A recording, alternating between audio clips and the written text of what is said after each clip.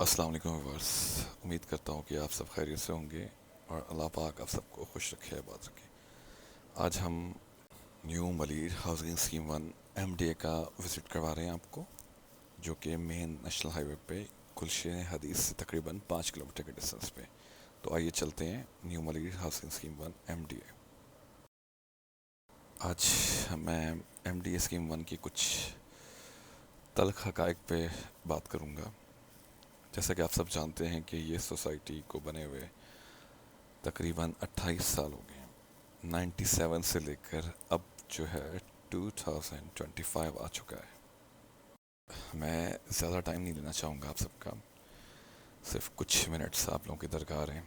आपका कुछ मिनट्स का कीमती वक्त दरकार है मुझे, जिसमें हम MDA स्कीम 1 के फ्यूचर के हवाले से बात करेंगे और क्या सब कुछ हुआ है यहाँ पे MDA में अब तक। MDA स्कीम 1 उस वक्त की हुकूमत सिंध का एक बेहतरीन मंसूबा था, एक आम आदमी को अपनी छत देने का।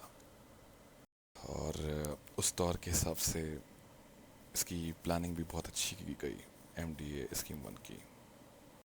इस सोसाइटी में बेहतरीन किस्म का इंफ्रास्ट्रक्चर बनाया गया, लाइक सड़कें आप देख लें, और वाटर का निज़ाम, सीवरेज का निज़ाम, सब कुछ बेहतरीन किस्म की प्लानिंग थी। मगर अफसोस के साथ कि ये वादा ज़्यादा अरसे तक वफा ना हो सका, और आज न्यू मलीर हाउसिंग स्कीम 1 28 साल गुजरने के बाद एक आसार कदीमा का मंजर पेश कर रही है। मगर आज कई साल गुजरने के बाद भी इतनी बड़ी लैंड, 4000 एकड़ की लैंड क्यों नहीं आबाद हो सकी? क्या वजूहत थी कि आज यहाँ पर हुक आलम है? जबकि देखा जाए तो MDA स्कीम 1 के आसपास, चाहे वो गुलशन हदीद हो, चाहे वो शाह लतीफ़ टाउन हो, चाहे वो स्टील टाउन हो, डिफरेंट सोसाइटीज़ हों, आज वो आबाद भी हैं और वहाँ पे प्लॉट प्राइसेस भी काफ़ी ज़्यादा हो चुकी है। मैं इस टाइम पर सेक्टर 2 में ही मौजूद हूँ और ये आपको पूरा सेक्टर 2 विज़िट करवा रहा हूँ, क्योंकि मेरे ख़्याल से जो हालात अभी सेक्टर 2 के हैं बिल्कुल बंजर पड़ा हुआ है, तो बाकी अगले सेक्टर का तो फिर अल्लाह ही हाफिज़ होगा।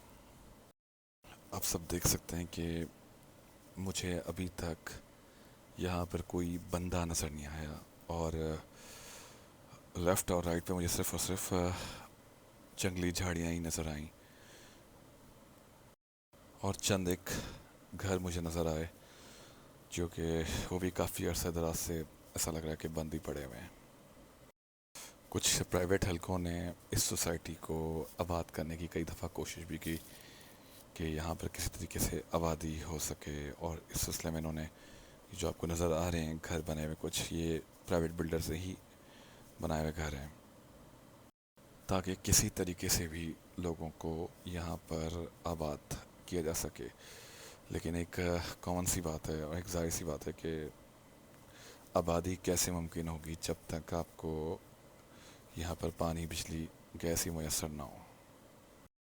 हालांकि इंफ्रास्ट्रक्चर सब मौजूद है, बस थोड़ी सी हुकूमत सिंध को चाहिए कि इसमें दिलचस्पी दिखाए, और ये सोसाइटी दिनों में आबाद हो सकती है। दिनों में दिन लगेंगे, कुछ दिन लगेंगे, और ये सोसाइटी आबाद हो जाएगी।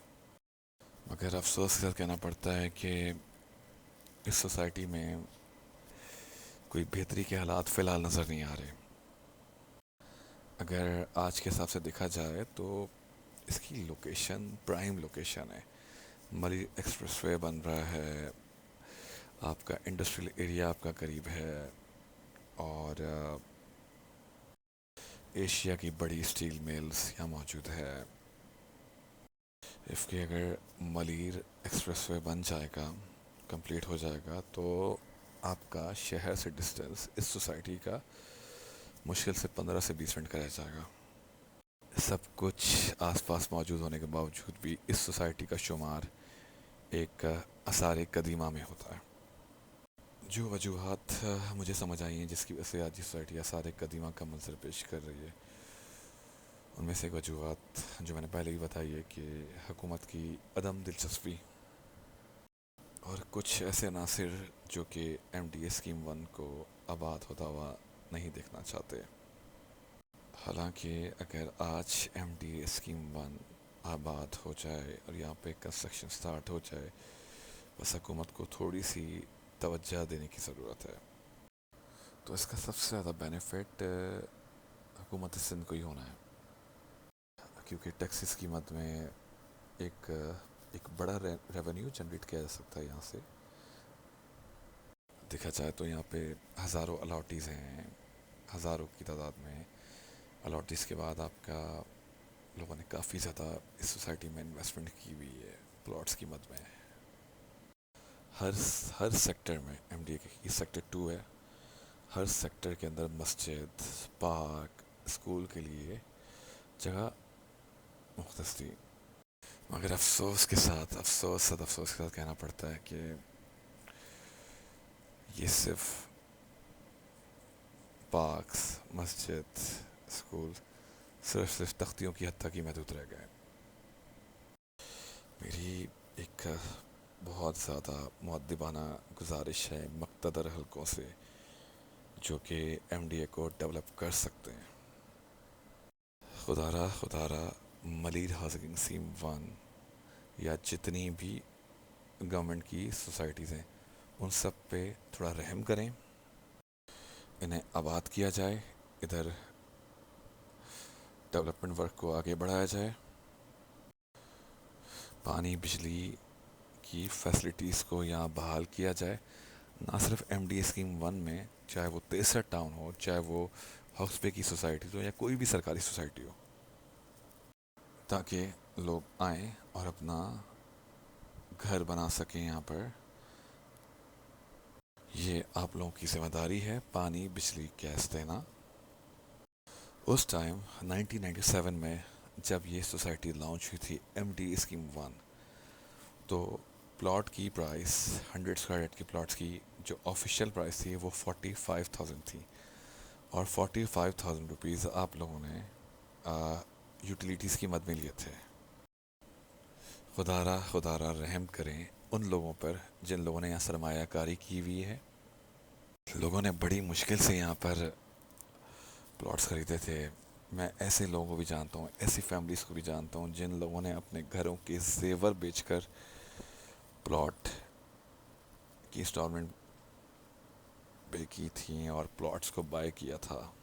خدا را رحم کریں ان لوگوں پر، رحم کریں کہ جن لوگوں نے بہت ایک ایک پائی جوڑ کے یہاں پہ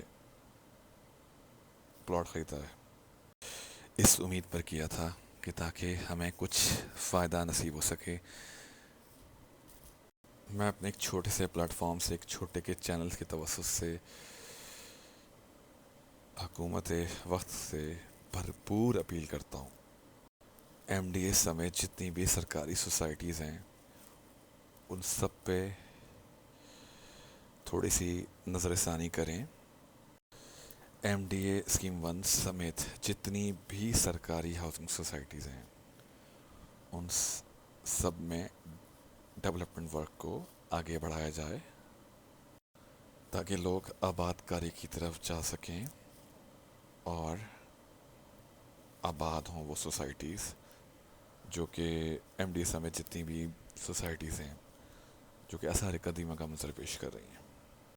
جیسا کہ آج کل ہم پھر دیکھ رہے ہیں کہ ایم ڈی اے ہومز کی طرح کی سستے گھروں کی ہاؤسنگ اسکیم کو لانچ کیا جا رہا ہے، اور ہم دیکھ بھی رہے ہیں بڑے بڑے بینرز کی مد میں، اور سوشل میڈیا پہ بھی کافی ذرا بات کی جا رہی ہے، پرنٹ میڈیا پہ بات کی جا رہی ہے کہ ایم ڈی اے ہومز کے نام سے ایک عام آدمی کے لیے، ایک مڈل کلاس طبقے کے لیے ایک سستے گھروں کا ایک پروجیکٹ لانچ کیا جا رہا ہے۔ باقی دیکھتے ہیں، امید پہ دنیا قائم ہے، اللہ کرے کہ یہ وعدہ وفا ہو سکے۔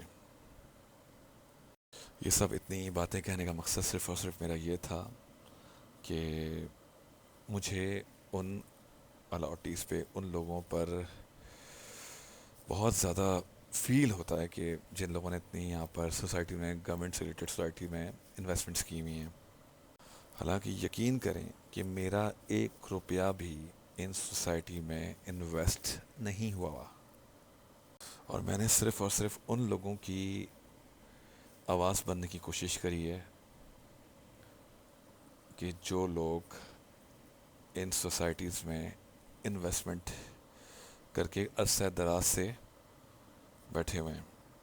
آخر میں اس دعا کے ساتھ آپ سب سے اجازت چاہتا ہوں کہ اللہ پاک آپ سب کو اپنے حفظ و امان میں رکھے، اور اللہ پاک آپ سب کا حامی و ناصر ہو. خدا حافظ. السلام علیکم ورحمۃ اللہ وبرکاتہ.